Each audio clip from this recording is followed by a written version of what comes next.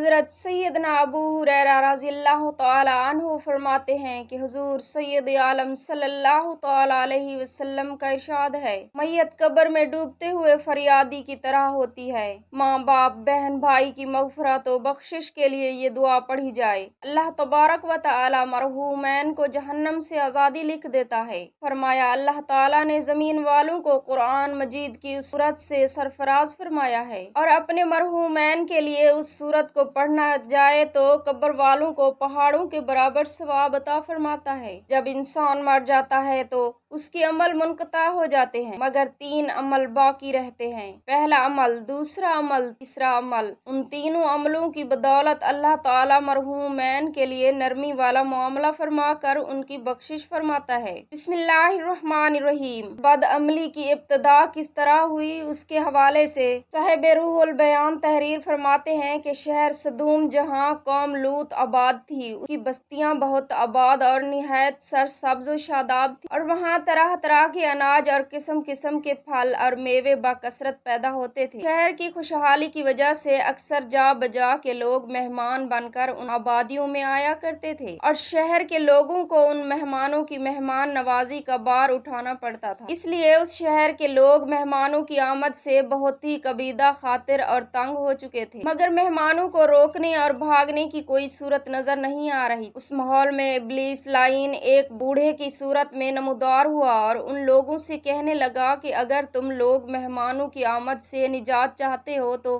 اس کی یہ تدبیر ہے کہ جب بھی کوئی مہمان تمہاری بستی میں آئے تو تم لوگ زبردستی اس کے ساتھ بدفعلی کرو۔ چنانچہ سب سے پہلے ابلیس خود ایک خوبصورت لڑکے کی شکل میں مہمان بن کر اس بستی میں داخل ہوا اور ان لوگوں سے خوب بدفعلی کرائی۔ اس طرح یہ فعل بد ان لوگوں کی شیطان سے سیکھا۔ پھر رفتہ رفتہ اس برے کام کے یہ لوگ اس قدر عادی بن گئے کہ عورتوں کو چھوڑ کر مردوں سے بھی اپنی شہوت پوری کرنے لگے۔ اس وقت اس قوم کے پیغمبر حضرت لوط علیہ السلام تھے۔ انہوں نے جب اپنی قوم میں اس بدفعلی کو پھیلتے ہوئے دیکھا تو انہیں اس فعل بد سے منع فرمایا اور انہیں نصیحت فرمائی، جیسا کہ قرآن عظیم میں ارشاد ہوا۔ لوط علیہ السلام کو بھیجا جب اس نے اپنی قوم سے کہا، کیا وہ بے حیائی کرتے ہو جو تم سے پہلے جہاں میں کسی نے نہ کی؟ تم تو مردوں کے پاس شہوت سے جاتے ہو عورتیں چھوڑ کر، بلکہ تم لوگ حد سے گزر گئے۔ مگر وہ لوگ شیطان کے دام فریب میں اس طرح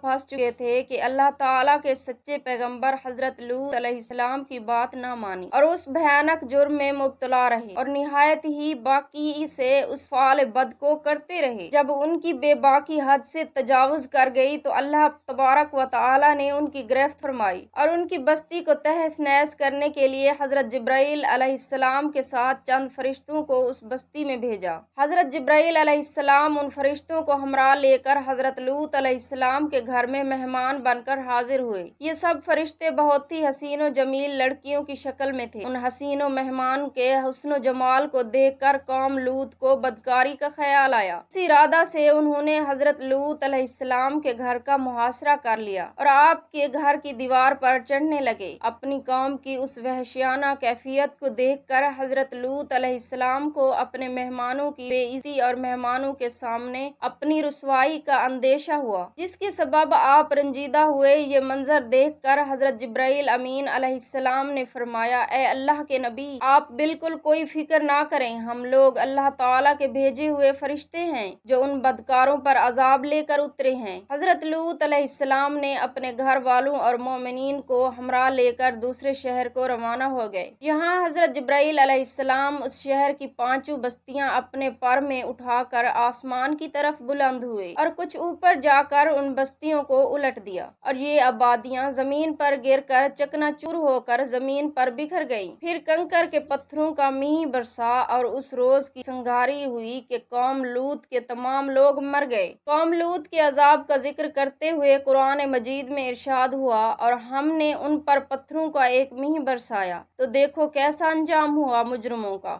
اللہ تبارک و تعالی نے انسان کی تخلیق فرمائی اور اس میں شہوت کا مادہ رکھا، اس کی تکمیل کے لیے عورت کی تخلیق فرمائی اور اس سے فائدہ حاصل کرنے کے لیے قواعد و ضوابط متعین فرمائے اور نکاح کو مردوں عورتوں کے درمیان فائدہ حاصل کرنے کا جائز طریقہ عطا فرمایا تاکہ ان کی شہوت کی تکمیل بھی ہو جائے اور نسل انسانی فروغ بھی پائے۔ مگر انسان شیطان کے فریب میں آ کر خدا کے عطا کردہ جائز طریقہ کو استعمال کرنے کی بجائے اپنی شہوت کا غلط انداز سے استعمال کرنے لگا، جس کی بنیاد پر سماج اور معاشرہ میں فتنہ فساد اور بے حیائی بے شرمی عام ہو گئی۔ اسلام اور بانی اسلام نے معاشرہ کو صاف ستھرا کر کے پاکیزہ نظام قائم کرنے کے لیے ایسے بےہودہ اور بدترین فعل سے لوگوں کو منع فرمایا اور اس کے ذریعے ہونے والے دنیا و آخرت کے نقصانات اور بھیانک انجام سے آگاہ فرمایا۔ چنانچہ لواطت کی مذمت کے حوالے سے آپ قرآنی آیات اس کی تشریحات ملاحظہ فرما چکے۔ اب اسی سے متعلق ہم محسن انسانیت رحمت عالم نور مجسم فخر آدم بنی آدم صلی اللہ تعالی علیہ وسلم کے چند ارشادات مبارکہ پیش کر رہے ہیں۔ حضرت جابر رضی اللہ تعالی عنہ سے روایت ہے، انہوں نے کہا کہ رسول اللہ صلی اللہ تعالی علیہ وسلم نے فرمایا ہے، سب سے زیادہ جس چیز کا مجھے اپنی امت پر خوف ہے وہ قوم لوط کا عمل ہے۔ حضرت جابر رضی اللہ تعالی عنہ کی روایت کردہ مذکورہ حدیث شریف میں خصوصی طور پر آپ کا اپنی امت کے لیے اس فعل بد میں مبتلا ہونے کا اندیشہ ظاہر کرنا اس بات پر دلالت کرتا ہے کہ دیگر بدعمالیوں اور گناہوں کے مقابلے میں قوم لوط کا عمل بے حد کبیر اور اس کا مرتکب عذاب و عطاب الہی کا حد درجہ حقدار ہے۔ جیسا کہ ایک مقام پر اللہ کے رسول صلی اللہ تعالی علیہ وسلم نے صاف لفظوں میں اس کی وضاحت فرمائی، اللہ تعالیٰ کے نزدیک نطفہ کو حرام کاری میں صرف کرنے سے بڑا کوئی گناہ نہیں ہے۔ روایت ہے کہ حضرت سیدنا ابو بکر صدیق رضی اللہ تعالی عنہ نے ایک مرتبہ درخت پر ایک پرندے کو بیٹھے دیکھا تو پرندے سے مخاطب ہو کر کہنے لگا، اے پرندے، تمہیں خوشخبری ہو، تم کس قدر مزے میں ہو، اللہ کی قسم میں چاہتا ہوں کہ میں بھی تمہاری طرح ہوتا۔ تم درختوں پر بیٹھتے ہو، پھل کھاتے ہو، پھر اڑ جاتے ہو، نہ تمہارا حساب ہوگا اور نہ تم پر کوئی عذاب ہو۔ اللہ کی قسم میں چاہتا ہوں کہ راستے کے کنارے کا ایک درخت ہوتا، میرے پاس سے کوئی اونٹ گزرتا، مجھے پکڑ کر اپنے منہ میں ڈال لیتا، پھر وہ مجھے چباتا اور جلدی سے نگل لیتا اور پھر وہی مہنگی بنا کر نکال دیتا اور میں انسان نہ ہوتا۔ حضرت ابو ہریرہ رضی اللہ تعالی عنہ سے روایت ہے، فرماتے ہیں کہ رسول اللہ صلی اللہ تعالی علیہ وسلم نے ارشاد فرمایا، اللہ تعالی جنت میں نیک بندے کے درجے بلند فرمائے گا تو بندہ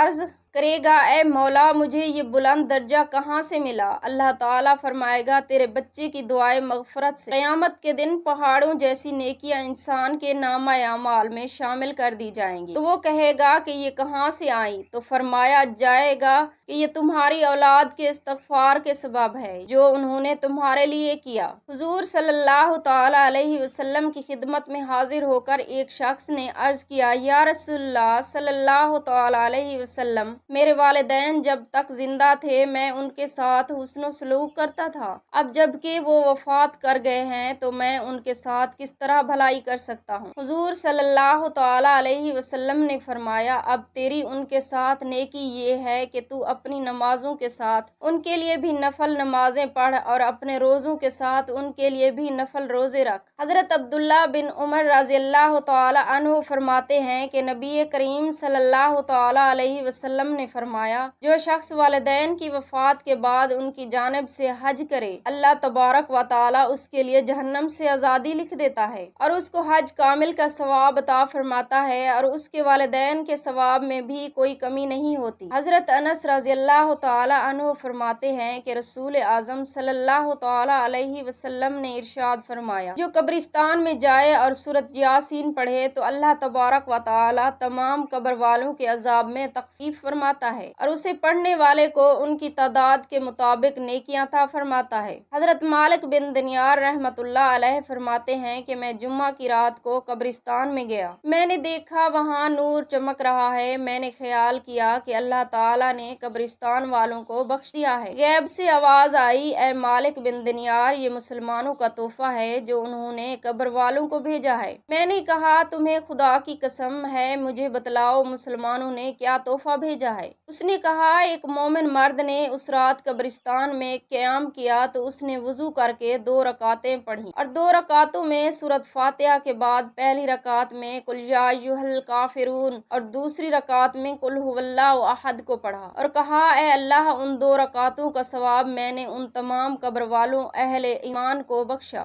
بس اسی کی وجہ سے اللہ تعالیٰ نے ہم پر یہ روشنی اور نور بھیجا ہے اور تمہاری قبروں میں کشادگی اور فرحت پیدا فرما دی۔ حضرت مالک بن دینار فرماتے ہیں کہ اس کے بعد میں ہمیشہ 2 رکعتیں پڑھ کر ہر جمعرات میں اہل ایمان کو بخشا۔ ایک رات میں نے نبی کریم صلی اللہ تعالی علیہ وسلم کو خواب میں دیکھا، آپ نے فرمایا اے مالک بن دینار، بے شک اللہ نے تجھے بخش دیا، جتنی مرتبہ تو نے میری امت کا نور ہدیہ بھیجا ہے اتنا ہی اللہ نے تیرے لیے ثواب لکھا ہے۔ اللہ تعالیٰ نے تیرے لیے جنت میں ایک مکان بنایا ہے جس کا نام غیف ہے۔ میں نے عرض کیا غیف کیا ہے؟ فرمایا جس پر اہل جنت بھی جھانکیں۔ حضرت سیدنا ابو ہریرہ رضی اللہ تعالی عنہ فرماتے ہیں کہ حضور سید عالم صلی اللہ تعالی علیہ وسلم کا ارشاد ہے، جب انسان مر جاتا ہے تو اس کے عمل منقطع ہو جاتے ہیں مگر 3 عمل، صدقہ جاریہ اور وہ عمل جس سے نفع حاصل کیا جائے اور صالح بیٹا جو اس کے لیے دعا مانگتا رہے، تو اس کی صدقات و خیرات اور دعا کی بدولت اللہ تعالیٰ ان کے والدین کی بخشش اور مغفرت فرما کر جنت میں عطا فرماتا ہے۔ حضرت عبداللہ بن عباس رضی اللہ تعالی عنہما بیان فرماتے ہیں کہ حضور اقدس صلی اللہ تعالی علیہ وسلم نے ارشاد فرمایا، میت قبر میں ڈوبتے ہوئے فریادی کی طرح ہوتی ہے کہ ماں باپ، بھائی یا دوست کی دعائے خیر کے پہنچنے کے منتظر رہتی ہے، پھر جب اسے دعا پہنچ جاتی ہے تو اسے یہ دعا دنیا اور اس کی تمام نعمتوں سے زیادہ پیاری ہوتی ہے اور اللہ تعالیٰ زمین والوں کی دعا سے قبر والوں کو پہاڑ کے برابر ثواب عطا فرماتا ہے اور یقیناً زندوں کا مردوں کے لیے تحفہ، ان کے لیے دعائے مغفرت کرنا۔ حضرت عقبہ بن عامر رضی اللہ تعالی عنہ روایت کرتے ہیں کہ انہوں نے برگاہ نبوی صلی اللہ تعالی علیہ وسلم میں عرض کیا کہ نجات کی کیا صورت ہے؟ آپ نے فرمایا اپنی زبان بند رکھو اور اپنے گھر سے باہر نہ نکلو اور اپنی خطا پر رویا کرو۔ اللہ پاک سے دست ادب گری اوزاری انکساری سے دعا ہے ہم سب مسلمانوں کو اپنے